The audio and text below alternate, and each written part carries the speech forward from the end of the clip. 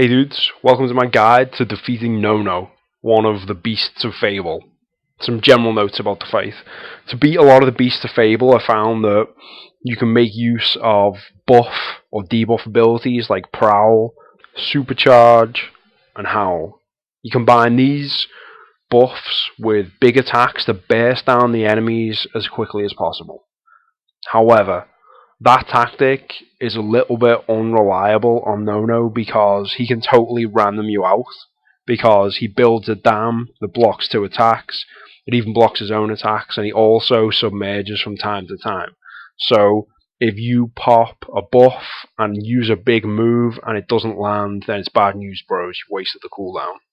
Okay, so my team for this fight consists of one Crominius named Miley Cyrus, two a stitched pup named George Lopez, and three, most importantly, out of the trio is my fungal moth named Elton John. First pet, Crominius, is picked because it's an all-round good pet. What makes this pet so powerful is it's the only pet that combines the massive damage ability Surge of Power with the powerful debuff Howl. So even with the elite buff that reduces damage taken, you can still knock off over 1k damage from a Beast of Fable using this move. Second pet, the Stitched Pup, is picked just because it has the ability to howl, and because as an undead pet, it gets a guaranteed extra turn after it dies.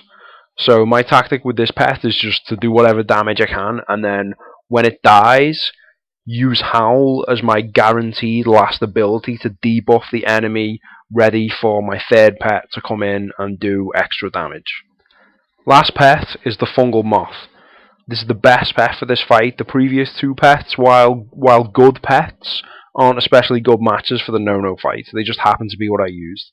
I highly recommend picking up a moth for this fight if you don't already have one. Moths do flying type attacks, which do extra damage against water type pets.